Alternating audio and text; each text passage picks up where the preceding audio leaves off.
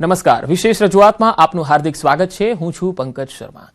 આજે 20 માર્ચ એટલે કે world health oral health day એટલે કે આજના દિવસનું જે મહત્વ છે એ શું છે, ઓરલ હેલ્થ એટલે શું, આજે તેના ઉપર આપણે વિસ્તૃત ચર્ચા કરીશું. આપણી સાથે જોડાયા છે ડોક્ટર ચૈતાલી પરીખ કે જેઓ હાઉસ ઓફ ડોન્ટિક્સ ડેન્ટલ ક્લિનિકના ફાઉન્ડર છે. અદ્યતન ટેકનોલોજી અને સુવિધાઓથી સજ્જ આ ક્લિનિક પ્રહલાદનગર અમદાવાદ ખાતે આવેલું છે.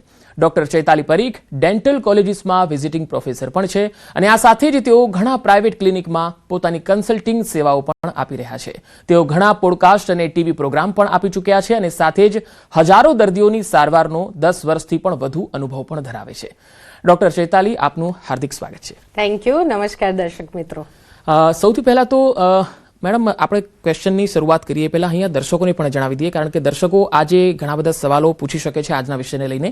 દર્શકોને ખાસ જણાવી દઈએ કે આપ પણ ઘરે બેઠા ઓરલ હેલ્થને લગતી કોઈ પણ સમસ્યા માટેનું લાઈવ માર્ગદર્શન મેળવવા ઈચ્છુક છો તો ટીવી સ્ક્રીન પર આપેલા નંબર પર ફોન કરીને પૂછી શકો છો. મેડમ, હવે સૌથી પહેલો સવાલ તો આજનો એ છે કે વર્લ્ડ ઓરલ હેલ્થ ડે આ શા માટે મનાવવામાં આવે છે અને આજના દિવસનું એમાં શું મહત્વ છે? થેન્ક યુ પંકજભાઈ અને ન્યૂઝ 18ના બધા જ દર્શકોને ખૂબ ખૂબ સ્વાગત છે. વર્લ્ડ ઓરલ હેલ્થ ડે કે જે આજે મનાવવામાં આવે છે એ FDI federation of dental council દ્વારા એક ગ્લોબલ કેમ્પેન છે કે દુનિયાભરમાં થતા ઓરલ પ્રોબ્લેમ્સને સેલિબ્રેટ કરવા માટે કે એની અવેરનેસ જાગૃતિ કરવા માટે આ ડે સર્જાયો છે. અને જો આપણે બધા જ સૌ આ વસ્તુને અવેર થઈએ કે દાંતને લગતા જે પણ તકલીફો હોય એને જો ઇનિશિયલ સ્ટેજ ઉપર જો આપણે ડાયગ્નોસ કરીએ તો એની ટ્રીટમેન્ટ બહુ જ સામાન્ય અને ઇઝી હોય છે. તો એને અવેર કરવા માટે આ દિવસ સર્જાયેલો છે. ઓકે, હવે મહત્વનો સવાલ અહીંયા એ કે શું ઓરલ હેલ્થ વિશે કોઈ પણ સામાન્ય એવી માન્યતા જે લોકો હજુ પણ માનતા હોય અને તમે એ દર્શકોને કહેવા માંગતા હોય તો? સૌથી પહેલી વસ્તુ કે ઘણી વખત બધાને લાગે છે કે જો મને દાંતમાં દુખાવો નથી થતો તો મને કોઈ તકલીફ નથી, કારણ કે ગોડ ઇઝ વેરી ફોરગિવિંગ. નાની મોટી તકલીફો તમને હશે તો તમને કોઈ દિવસ કોઈ સિમ્ટમ નહીં આવે, અને જ્યારે એ પ્રોબ્લેમ વધતો હોય છે ત્યારે એની ટ્રીટમેન્ટ પણ મોટી થાય છે, એનો ખર્ચો પણ મોટો થાય છે અને એટલી જ આપણને હેરાનગતિ થાય છે. તો નાની નાની વસ્તુને ડાયગ્નોસ કરવા માટે સૌથી પ્રાઇમ ઇમ્પોર્ટન્સ છે કે જેમ આપણે બધું જ બોડી વર્કઅપ કરાવતા હોઈએ એમ દર વર્ષે એક routine dental checkup will always help કે નાની નાની તકલીફો આપણે અર્લી સ્ટેજમાં એને ડિટેક્ટ કરીએ. બિલકુલ. હવે મેડમ, અહીંયા ખાંડનું સેવન, સુગરનું ઇન્ટેક એ મને લાગે છે કે દાંત સાથે સીધું કનેક્ટ હોય છે, મેં સાંભળ્યું છે એવું. તો ખોરાકમાં ખાસ કરીને ખાંડનું સેવન એ દાંતના આરોગ્યને કેવી રીતે અસર કરે? જો સૌથી પહેલા તો જે દાંતનું સ્ટ્રક્ચર છે ને એ ઉપરથી ફ્લેટ નથી હોતું, રાઈટ? એમાં અમુક ખાડા છે. હવે કોઈ બી શુગરી ડાયટ હોય અથવા તો રિચ ઇન કાર્બોહાઈડ્રેટ ડાયટ હોય તો શું થાય છે કે દાંતની વચ્ચેની જગ્યાઓમાં એ ફસાઈ જતું હોય છે, એટલે ક્લિનિંગ બીકમ્સ વેરી ઇમ્પોર્ટન્ટ. હવે કોઈ બી સ્ટીકી વસ્તુ છે અને કડક વસ્તુ છે તો એ ત્યાં આગળ ચોંટી જાય છે, એટલે ચોકલેટ્સથી યુઝ્યુઅલી કેવિટીઝ નથી થતી, જે યુઝ્યુઅલી આપણે એવું મિથ છે કે ચોકલેટ ખાવાથી કેવિટીઝ થાય. ચોકલેટ સાફ ના થવાથી કેવિટીઝ થાય, એટલે એ તો કોઈ પણ રિફાઇન્ડ ફૂડ ઇન્ટેકથી થઈ શકે છે. એટલે રોજ સવારે પ્રોપરલી બ્રશ કરવું, રાત્રે એક ટાઈમ બ્રશ કરવું, using a water flosser always help. Tongue cleaning is as important as brushing. તો જો નાની નાની વસ્તુઓનું આપણે ધ્યાન રાખીએ, દિનચર્યામાં આપણે એને ઉમેરીએ just as a lifestyle change, તો ઘણી બધી અવસ્થાને આપણે ઇનિશિયલ સ્ટેજમાં રોકી શકીએ છીએ અને પ્રિવેન્ટિવ કેર ઓલવેઝ હેલ્પ્સ. બિલકુલ. હવે મેડમ, શરૂઆતમાં મેં જે આપના ઇન્ટ્રોમાં જ કીધું કે ઓર્થોડોન્ટિક્સ, હવે મને એ જાણવું છે કે આ ઓર્થોડોન્ટિક્સ ખરેખર શું છે અને એ જનરલ ડેન્ટિસ્ટ્રીથી કેવી રીતે અલગ છે? ઓર્થો એટલે સ્ટ્રેટનિંગ અને ડોન્ટિક્સ એટલે દાંત. એટલે જ્યારે દાંત વાંકા ચૂકા છે અથવા તો દાંત આગળ પડતા છે, દાંતની વચ્ચે ગેપ્સ છે, ઘણા બધા લોકોને તમે જોયા હશે દાંત બહાર હશે, દાંત છૂટા છૂટા હોય છે, તો એને દાંત ઉપર અને પેઢા ઉપર બંને ઉપર એની અસર થતી હોય છે. હવે વાંકા ચૂકા દાંતના લીધે ઘણીવાર આ જડબાની તકલીફો, અપર બેકનું પેન, ગરદનમાં પેન, ચાવવામાં તકલીફ, જો પાચન બરોબર નથી થતું તો ઘણીવાર એ મોઢાથી જ શરૂ થતું હોય છે. તમને મિસિંગ ટીથ હોય તો ચાવવાનું પ્રોપર ના થાય, અને જો ચાવવાનું પ્રોપર ના થાય તો ડાયજેશન પ્રોપર ના થાય, ડાયજેશન ના થાય તો ન્યુટ્રિશનલ ઇમ્બેલેન્સ, ચ્યુઇંગમાં ડિફિકલ્ટી, સ્પીચમાં પ્રોબ્લેમ્સ. એટલે આપણે એવું કહી શકાય કે ભગવાને આપણું જે મોઢું છે, જે માઉથ, એ એન્ટ્રન્સમાં મૂક્યું છે. એ ખાલી એમને નથી મૂક્યું, એ એટલા માટે મૂક્યું છે કારણ કે આપણી શરીરની શરૂઆત મોઢાથી થાય છે. એટલે oral health leads two overall wellness એવું કહી શકાય. તો આપણે બાળકથી જ જો શરૂઆત કરીએ મેડમ, કારણ કે બાળકે પહેલી વખત ઓર્થોડોન્ટિક્સ પાસે ક્યારે જવું જોઈએ, કઈ ઉંમરથી જવું જોઈએ? એટલે એક ગ્લોબલ સ્ટેટિસ્ટિક્સ છે કે 3 out of 10 children need orthodontic intervention or attention, right? એટલે એટલું બધું આ વસ્તુનું પ્રિવેલન્સ છે કે નાના બાળકોમાં થતી તકલીફો, વાંકા ચૂકા દાંત હોય અથવા તો જડબાનું ડેવલપમેન્ટ પ્રોપર ના થતું હોય, બાળકો મોઢું ખુલ્લું રાખીને શ્વાસ લેતા હોય, thumb sucking, mouth breathing, tongue thrusting, lip biting, આ બધી જ આદતોને ડાયરેક્ટલી ઇમ્પેક્ટ કરે છે દાંત ઉપર અને ફેસના ડેવલપમેન્ટ ઉપર. એટલે જો 7 વર્ષનું બાળક થાય એટલે એનું એક ફર્સ્ટ ઓર્થોડોન્ટિક ચેકઅપ થાય તો ઘણી બધી અવસ્થાને આપણે ઇનિશિયલી ડાયગ્નોસ કરી અને એને સરખું કરી શકીએ છીએ. આ વસ્તુ હેરિડિટીમાં બી આવે છે. એટલે જો માતા પિતાને વાંકા ચૂકા દાંત હોય, ઘરમાં એવી હિસ્ટ્રી હોય, દાંતમાં વારંવાર કેવિટીઝ થતી હોય, પેઢાના તકલીફો થતા હોય, અર્લી એજમાં જો તમે તમારા દાંત ગુમાવ્યા હોય તો ચોક્કસપણે બાળકોનું અર્લી ચેકઅપ કરવાથી એટલીસ્ટ એ છોકરાઓમાં આપણે બચાવી શકીએ છીએ. હવે મેડમ બીજો એક મહત્વનો સવાલ, મારે સિમ્ટમ્સ જાણવા છે. કોઈ વ્યક્તિને બ્રેસીસ અથવા ઓર્થોડોન્ટિક સારવારની જરૂર પડી તો એ સારવારની જરૂર કયા સિમ્ટમ્સના આધારે નક્કી કરે કે મારે અહીંયા જવું પડશે? પંકજભાઈ, આનો એક બહુ સરળ એટલા માટે આન્સર છે કારણ કે આ જે તકલીફ છે એ દેખાય જ છે. એટલે એ અનુભવવાની જરૂર નથી પડતી, એ ચોક્કસપણે દેખાય છે. તમે જ્યારે સ્માઇલ કરો, જે ફર્સ્ટ વસ્તુ તમે ઓબ્ઝર્વ કર્યો એ આપણા દાંત છે. એટલે જો દાંત વાંકા ચૂકા છે, દાંતના વચ્ચે ગેપ્સ છે અથવા તો દાંત મોઢાના આકાર પ્રમાણે બહાર લાગે છે, દાંતનો શેપ, સાઇઝ, કલરમાં તમને કંઈ ઓલ્ટરેશન દેખાય છે તો ચોક્કસપણે ડેન્ટિસ્ટને વિઝિટ કરી એને ઇનિશિયલ લેવલ ઉપર ટ્રીટ કરી એને સીધા કરી શકાય છે. બિલકુલ. હવે સારવારના તબક્કા ઉપર આપણે આવીએ તો શું ઓર્થોડોન્ટિક સારવાર એ ફક્ત બાળકો કે કિશોરો માટે જ હોય છે કે પછી પુખ્ત વયના વ્યક્તિ પણ એનો લાભ લઈ શકતા હોય છે? હવે જેટલી ટેકનોલોજી આવી રહી છે, આધુનિક સેવાઓ આવી રહી છે, નાના બાળકોથી લઈને at the age of 60-65 years old પણ આપણે આ સારવાર કરી શકીએ છીએ. ઓફકોર્સ બધી એજમાં પ્રોબ્લેમ્સ અલગ અલગ છે. બાળકોના પ્રોબ્લેમ આજે અલગ છે, ટીનેજર્સના અલગ છે, મિડલ એજ મેન એન્ડ વિમેનના તકલીફો અલગ છે અને આપણા બા દાદા, મમ્મી પપ્પા બધાના તકલીફો અલગ અલગ છે. પણ ઘણી બધી શરૂઆત બહુ અર્લી સ્ટેજમાં થઈ જતી હોય છે અને બીકોઝ આ બધી અલાર્મિંગ સાઇન્સ ઘણીવાર આપણે ઇગ્નોર કરતા હોઈએ છીએ એટલે એ તકલીફો વિથ એજ વધતી હોય છે. એટલે જો નાના બાળકોને આપણે જોઈએ તો એમાં બ્રેસીસ અને અલાઇનર્સ બંને ટ્રીટમેન્ટ આપણે કરી શકતા હોય છે. જડબું જો નાનું અથવા તો મોટું હોય તો એને અર્લી સ્ટેજમાં કરીએ તો આપણે ફેસનું ડેવલપમેન્ટ સરસ કરી શકતા હોય છે. બીકોઝ ટ્રીટમેન્ટ જ્યારે ગ્રોઈંગ એજમાં કરીએ તો આપણે જે ટ્રીટમેન્ટ કરીએ છીએ બાળકનું વિકાસ એને ફેવર કરતું હોય છે. After a certain age, because me and you we are not going to grow, એટલે જેમ આપણી હાઇટ એક ઉંમર પછી નથી વધતી એમ આ જડબું પણ એક ઉંમર પછી નથી વધતું. એટલે મોટી ઉંમરમાં પણ આ ટ્રીટમેન્ટ 100% શક્ય છે, પણ એ જોવું પડે કે એક્ઝેક્ટલી શું કન્સર્ન્સ છે અને એ પ્રમાણે એની ટ્રીટમેન્ટ થતી હોય છે. બિલકુલ. એટલે ટ્રીટમેન્ટમાં જ્યારે બાળકો અને યુવાઓને અને એક વૃદ્ધ આ ત્રણેયને આપવામાં આવે તો એમાં કયા કયા સ્ટેજ ઉપર કેવી રીતે ટ્રીટમેન્ટ થતી હોય છે? એટલે પહેલા તો આપણે નાના બાળકોની વાત કરીશું. એમાં આવી રીતના બ્રેસીસ કરીને ટ્રીટમેન્ટ આવે છે જેમાં બ્રેકેટ અને વાયર દાંતની ઉપર લગાવવામાં આવે છે. હવે એ ટ્રીટમેન્ટ ઇવોલ્વ થઈને ટ્રાન્સપરન્ટ ટ્રેસ બની ગઈ છે. એટલે એક એક સેટ તમારે એક એક અઠવાડિયું પહેરવાનું હોય છે અને વાંકા ચૂકા દાંતને આપણે સરસ રીતે અલાઇન કરી શકીએ છીએ અને એકદમ ટ્રાન્સપરન્ટ વેમાં કે એવા બ્રેસીસ કે જે એકદમ કમ્પ્લીટલી ઇનવિઝિબલ હોય છે. ઘણીવાર મોટી ઉંમરમાં તમારે કોઈ દાંત પડી ગયા હોય અને એને આપણે રિપ્લેસ કરવાના હોય તો આવી રીતે ડેન્ટલ ઇમ્પ્લાન્ટ કરીને એક સારવાર હોય છે કે જેમાં એ જે ઇમ્પ્લાન્ટ છે એ અંદર જતું રહે અને એની ઉપર આવી રીતે દાંત લગી જતો હોય છે. એટલે અમુક ટ્રીટમેન્ટ જેમ કે ટીથ વ્હાઇટનિંગ છે કે પછી મિસિંગ ટીથને રિપ્લેસ કરવા માટે ક્રાઉન્સ અને બ્રિજીસ છે અથવા તો ડેન્ટલ ઇમ્પ્લાન્ટ છે.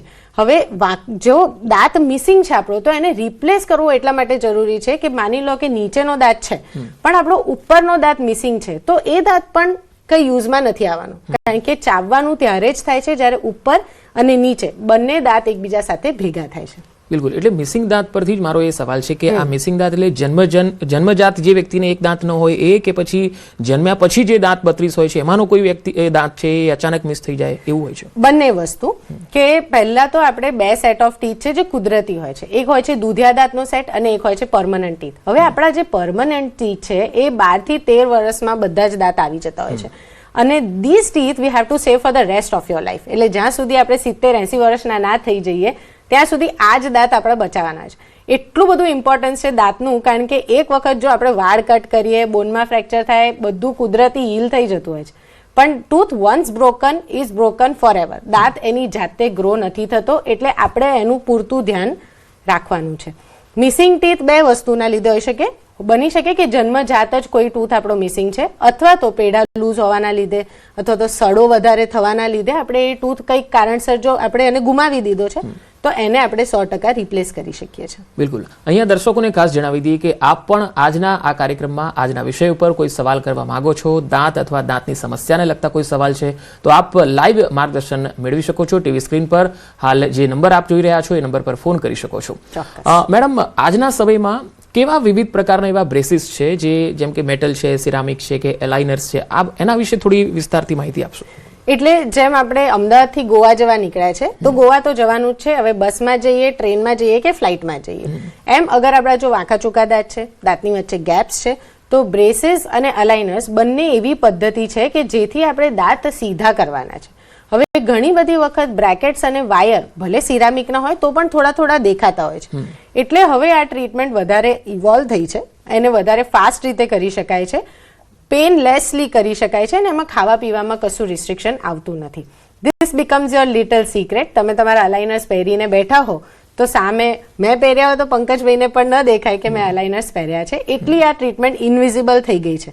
એટલે ઘણા બધા અમારા પેશન્ટ હોય છે કે જે ઇન્ફ્લુએન્સર્સ હોય છે, પોડકાસ્ટર્સ હોય છે, અથવા તો content creators, movie makers, film stars, કે જેના માટે આટલો જ ભાગ બહુ જ ખૂબ જ અગત્યનો છે ને જો એમને દાંત સીધા કરાવવા હોય તો ડેફિનેટલી એમને બ્રેકેટ ને વાયર પહેરવામાં થોડી તકલીફ થતી હોય છે. તો એવા લોકો માટે 100% આ ટ્રીટમેન્ટ બહુ જ લાભદાયક રહે છે. હવે અહીંયા મેડમ સવાલ એ છે કે કોઈ વ્યક્તિને સારવારની જરૂર છે પણ એ સારવાર નથી કરાવતો, તો એમાં શું નુકસાન દાંતને થાય છે અથવા બીજા અંગોને શું નુકસાન થઈ શકે?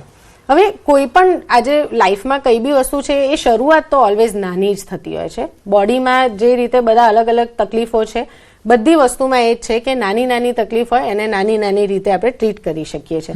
દાંતમાં બી સેમ વસ્તુ છે કે રૂટીન ચેકઅપ તમે જ્યારે કરાવો છો દર વર્ષે એક વખત, બધા જ ફેમિલીમાં જેટલા લોકો હોય બધાનું, તો ઇનિશિયલ સાઇન્સ તમે આઈડેન્ટિફાઈ કરી શકો છો જે તમે પોતે નથી ઓળખી શકતા, એ તમારા ડૉક્ટર તમને કહી શકે છે. ઓલ્સો અહીંયા એક વસ્તુ કહીશ કે ગ્લોબલ સ્ટેટિસ્ટિક્સ પ્રમાણે ઇન્ડિયાને ઓરલ કેન્સરનું કેપિટલ કહેવાય છે, અને આપણા દેશમાં 40% થતા કેન્સર ઓરલ કેન્સર્સ છે જે tobacco chewing, smoking, betel nut ચ્યુઇંગના લીધે થતા હોય છે. હવે જો તમારા ઘરમાં કોઈ પણ વ્યક્તિ, તમારું અંગત વ્યક્તિ કોઈ પણ આની સેવન કરે છે તો ચોક્કસ પ્રમાણે એમને કહેવાનું કે એમના મોઢામાં ક્યાંય પણ વ્હાઇટ અને રેડ પેચીસ હોય તો એને આઈડેન્ટિફાઈ કરે, જે તમે જાતે મિરરમાં જોઈને કરી શકો છો, ટંગ ઉપર, તાળવા ઉપર, ફ્લોર ઓફ માઉથ ઉપર. અને જો આવા કોઈ પેચીસ દેખાય છે તો એમાં ગભરાવાનું નથી, આ કેન્સર નથી, પણ એ કેન્સરની થતા પહેલા પ્રી મેલિગ્નન્ટ કન્ડિશન 100% હોઈ શકે છે. એટલે એક આ દિવસનો અને આ પ્લેટફોર્મનો હું એક એ લઈશ કે આપણા દેશમાં થતી આ તકલીફોને અટકાવવા માટે અવેરનેસ એકમાત્ર એવો માધ્યમ છે કે આવા માધ્યમ થ્રુ તમે તમારા ઘરવાળાઓને, તમારા ફેમિલી ફ્રેન્ડ્સને અવેર કરો કે બને એટલી આ વસ્તુઓની સેવનથી દૂર રહે અને ઘરવાળાને મદદરૂપ બને. હવે જનરલી મેડમ મોટાભાગના લોકોને જે સમસ્યા હોય છે એ દાંતનું પોલાણ હોય છે અથવા તો દાંતનો સડો હોય છે. તો આના ઉપર આપણે આવીશું. અમરેલીથી એક દર્શક મિત્ર આપણી સાથે જોડાયા છે, એમને સાંભળીએ. હેલો, આપનું નામ જણાવો. હેલો. હા, આપનું નામ અને સમસ્યા જણાવો. જી, મારું નામ પ્રશાંત છે અને સમસ્યામાં મારી ડોટર વિશે મારે પૂછવું હતું. હા. એને જમણી સાઈડની નીચેની દાઢમાં સખત પેલું બ્લેક ડાઘ જેવું છે. ઓકે. એના માટે શું સલાહ એ દૂર કરવા માટે? ઓકે. હા, પ્રશાંતભાઈ. પ્રશાંતભાઈ, યસ. પ્રશાંતભાઈ, તમારી ડોટરની એજ શું હશે જાણી શકું? 8 years. 8 years. ઓકે. હવે જો 8 વર્ષનું બાળક હોય તો એવા ચાન્સીસ છે કે આ જે પાછળની દાઢ છે એ એનો દૂધિયો દાંત હોય, અને જો દૂધિયા દાંતમાં કેવિટી છે તો પહેલા તો એક્સરે કરી એ જોવાનું રહેશે કે આ દૂધિયો દાંત થોડા ટાઈમમાં કાઢી નાખવાનો છે કે હજી એને થોડા ટાઈમ માટે પ્રિઝર્વ કરવાનો છે. ચોક્કસપણે જો બ્લેક ડાઘ હોય તો એ કેવિટી હોઈ શકે છે, અને એ કેવિટી કેટલી અંદર ડીપ ઉતરેલી છે અને શું આ દાંતને બચાવી શકાય છે કે નહીં એ એક વખત ડોક્ટરની હેલ્પ લઈ તમે એમને બતાવીને જાણ કરી શકો છો. બિલકુલ. હવે બીજો એક મહત્વનો સવાલ, મેં વાત કરી કે ઘણા લોકોને પોલાણ, દાંતનું પોલાણ હોય અથવા તો દાંતમાં સડો હોય, આ સમસ્યા હવે સામાન્ય બની ગઈ છે નાના બાળકોથી લઈને યુવાઓ સુધી. તો એમાં ઓર્થોડોન્ટિક્સની સારવાર એ ડેન્ટિસ્ટથી કઈ રીતે અલગ પડે છે? પહેલી વસ્તુ તો જે કેવિટીઝ છે એ થાય છે કેમ એ જાણવાનું છે. હવે કેવિટીઝ ક્યારે થાય છે? જ્યારે ખાવાનું ભરાય છે, બરાબર. દાંતમાં લગતા કોઈ પણ તકલીફો ખાવાનું ભરાવાના લીધે જ થાય છે અને ખાવાનું બરાબર ક્લીન બ્રશ ના થવાથી થાય છે.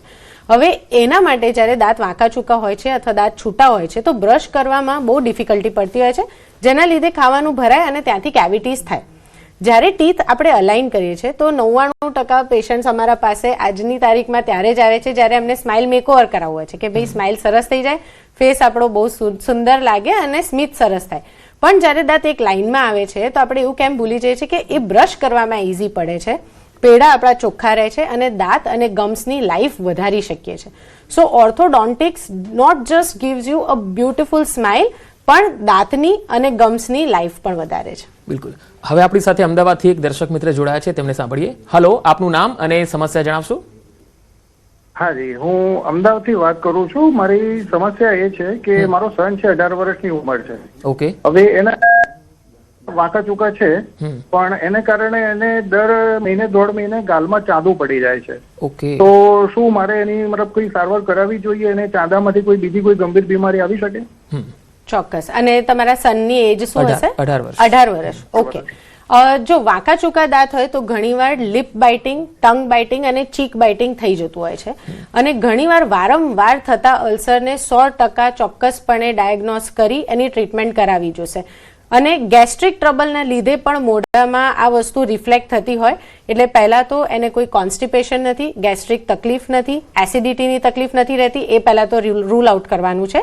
અને જો એના દાંત વાંકા ચૂકા હોય તો ચોક્કસ એને સીધા કરાવી. આ એજમાં જો સીધા કરાવો તો આખી લાઈફ એને એક બહુ સરસ સ્મિત મળશે, એનો કોન્ફિડન્સ બૂસ્ટ થશે અને એની અલ્સર્સની તકલીફ દૂર થશે. બિલકુલ. હવે ડોક્ટર ચેતાલી, મારે એક સવાલ બીજો એ પૂછવો છે કે શું વાંકા ચૂકા દાંત એકંદરે આપણા ઓવરઓલ સ્વાસ્થ્ય ઉપર અથવા તો આત્મવિશ્વાસના સ્તરને કેટલું અસર કરતું હોય છે? હવે આવી તો રોજ દરરોજ અમારા ત્યાં એટલી બધી પેશન્ટ સ્ટોરીઝ થતી હોય છે કે અમે જ્યારે ટ્રીટમેન્ટ શરૂ કરીએ ત્યારે બધાના બિફોર ફોટો લઈએ અને અમે કહીએ કે સરસ તમારા ટીથ બતાવો. અને મોટા ભાગના મારા પેશન્ટ મને એ જ કહે છે કે આટલું બધું ટીથ શો કરીને મેં ક્યારે હસ્યું જ નથી, રાઈટ. એટલે ઘણીવાર વાંકા ચૂકા દાંત હોવાના લીધે અથવા તો દાંત બહાર હોવાના લીધે તમારો કોન્ફિડન્સ જો થોડોક ઓછો થતો હોય તો 100% આની ટ્રીટમેન્ટ કરાવો. એનાથી તમારી સ્માઇલ સરસ થશે, તમારો આત્મવિશ્વાસ વધશે, પર્સનલી અને પ્રોફેશનલી બંને તમારા સંબંધોમાં ખૂબ સરસ ઇમ્પ્રુવમેન્ટ આવશે. બિલકુલ. હવે ઓર્થોડોન્ટિક્સમાં એક પદ્ધતિ છે અર્લી ઇન્ટરવેન્શન, તો એ શું હોય છે અને એ કેટલું મહત્વપૂર્ણ હોય છે? અર્લી ઇન્ટરવેન્શન એ જ જેમ આપણે પહેલા પણ વાત કરી કે અર્લી ઇન્ટરવેન્શનમાં એવું છે કે જ્યારે બાળક 12 વર્ષ સુધીનું હોય છે ત્યારે એનું ગ્રોથ, એનો વિકાસ ઓવરઓલ ચાલુ હોય છે. એટલે જો અર્લી ઇન્ટરવેન્શન કરીએ તો જો એના જડબામાં અંદર જગ્યા ન હોય તો એ પ્રોપર સ્પેસ કરી એના ફેસનું ડેવલપમેન્ટ કરી શકીએ છીએ અને એ અર્લી જ થઈ શકે છે. એક વખત બાળક પ્યુબર્ટી અચીવ થઈ ગયું પછી બહુ ખાસો બધો ગ્રોથ આપણે જડબાનો નથી કરી શકતા. હા, દાંતની જે સારવાર છે એ કોઈ પણ એજમાં થઈ શકે છે.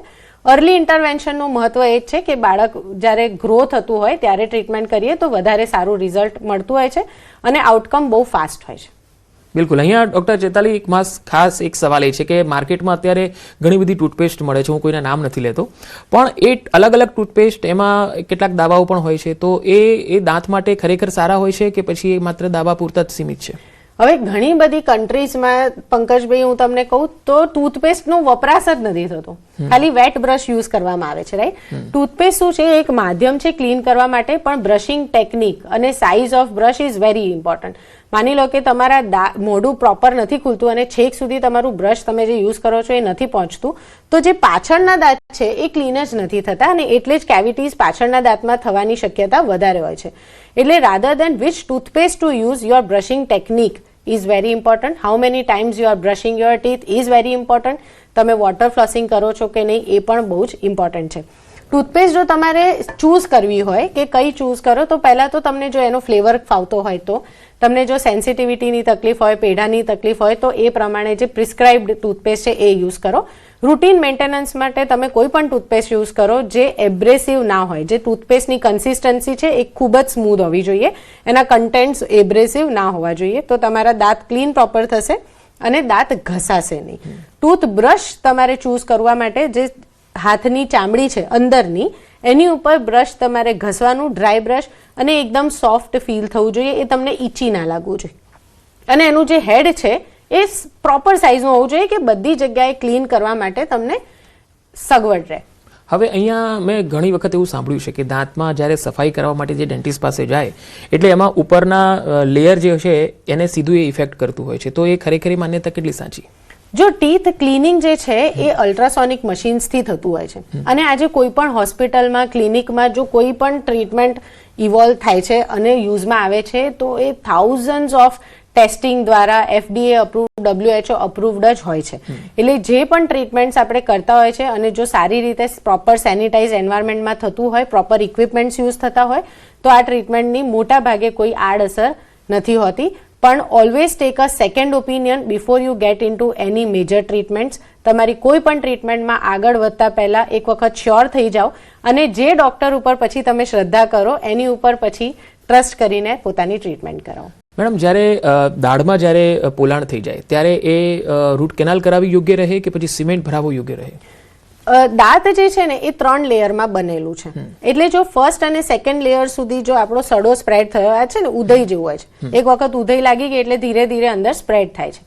હવે જો એ ઉધઈ ફર્સ્ટ અને સેકન્ડ લેયર સુધી છે, તમારો જે ડીકે છે સડો, તો તમને યુઝ્યુઅલી કંઈ પેન સેન્સિટિવિટી કંઈ નથી થતું હોતું. થોડું થોડું ડીપ જાય એટલે સેન્સિટિવિટી, આઈસ્ક્રીમ ખાવા પર, ઠંડુ ખાવા પર તમને સેન્સેશન આવતું હોય છે.